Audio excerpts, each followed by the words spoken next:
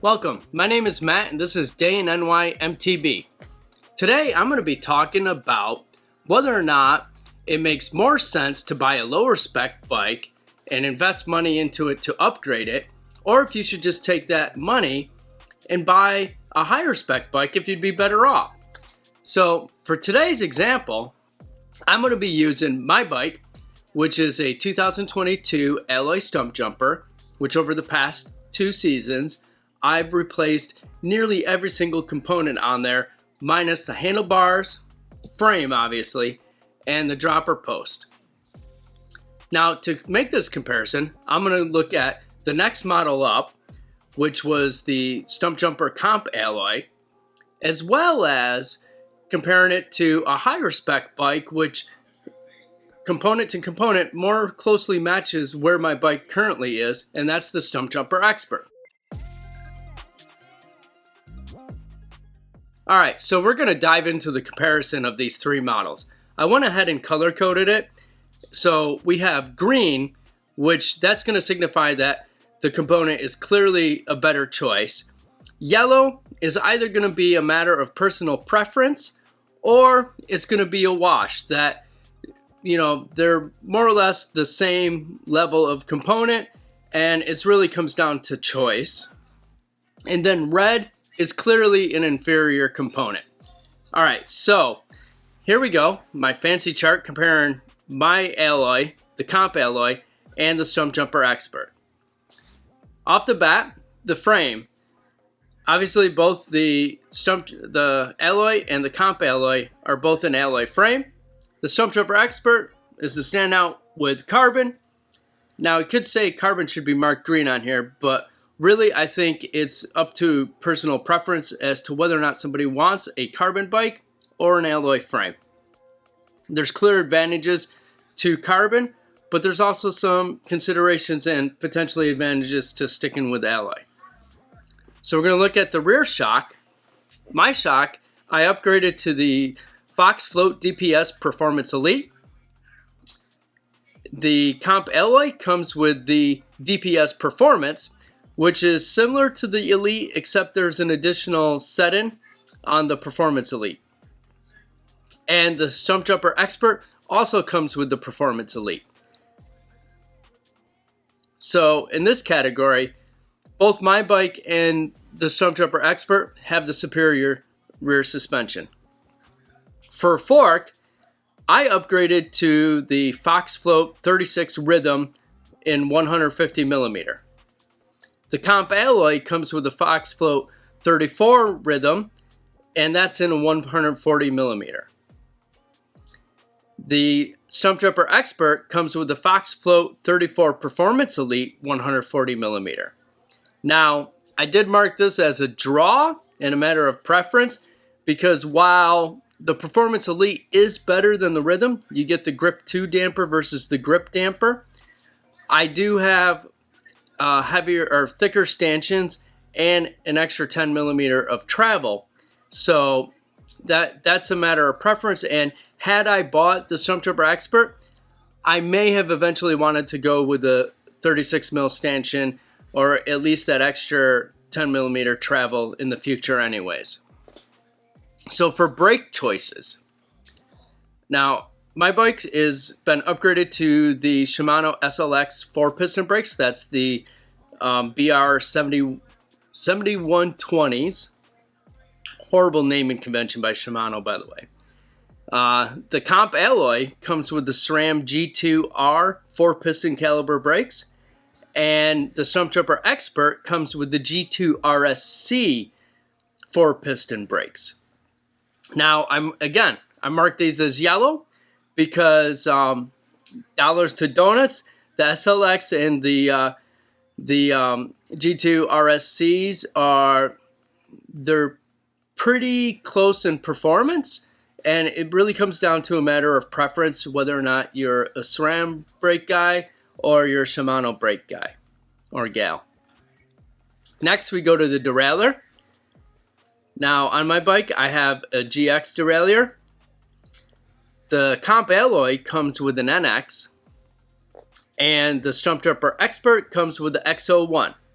So clearly in this case, the Stumpjumper Expert is the winner. Not by much, but is a winner nonetheless. For shifter, my bike has the XX1 shifter. Comp Alloy is paired up with the NX, and the Stumpjumper Expert has the X01. Now, I marked the XX1 as better because clearly XX1 is better than X01, but again, it's barely better. I think there's just a little extra carbon, and performance-wise, they're probably similar. For chain, both my bike and the Stumpjumper Expert, both are rocking the GX chain. We have an NX on the Comp Alloy. So again, that's a wash. Cassette, I'm using the GX 10 to 52 tooth. The Comp Alloy is using the NX 11 to 50 tooth. And the Stumpjumper Expert is also using the GX cassette. So again, a wash with the Expert. For crankset, I'm using a GX crank. The Comp Alloy is using an NX crank. And the Stumpjumper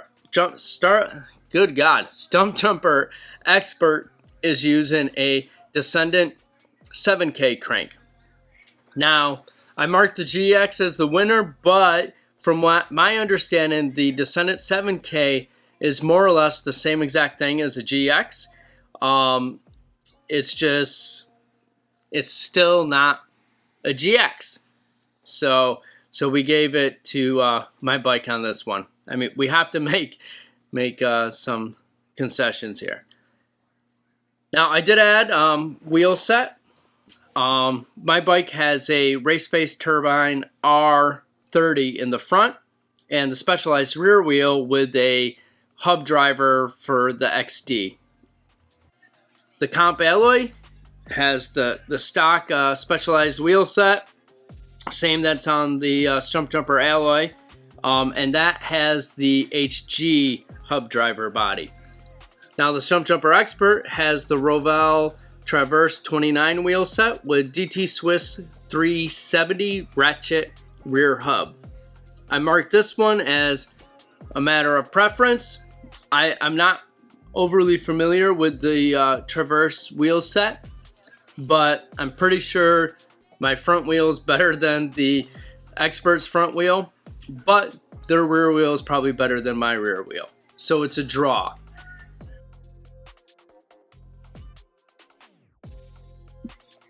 All right, so final thoughts. Clearly, in my case, it made more sense for me to buy the lower spec bike and to upgrade it as I went. Financially, it was easier to have that smaller initial investment and to slowly over time, finding deals online, saving a little extra money here and there to upgrade components as I went. And actually, it was kind of beneficial because I was able to figure out what I really wanted and what I felt like I needed. I'm not sure if right out the gate I need 150 mil 30 Fox 36 fork, or if that was something I decided based off of how I ride, the trails I ride, that I wanted something that soaked up those small bumps and stuff a little better. So depending on your comfort level when it comes to working with your bike and how patient you are, it can make more sense financially, and as far as getting something that you really want, has your own personal touch on it, and it's really tuned to you and how you ride and where you ride, it may make more sense to buy that base model bike and to upgrade it. But if you really want carbon, you're going to be spending money. But that's my thoughts on that. I'd love to hear what you all think. Did I make the right choice? Please say yes, because my wife may be watching. Or do you think I should have done something different? I will say, going forward in the future, I think I'm just going to buy a frame and then build the bike how I want it rather than buying a complete bike. Let me hear your thoughts below. Thanks again for watching if you stuck around this long, and I look forward to making more content for y'all in the future. So if you like what you saw, please give me a like and subscribe. Take care.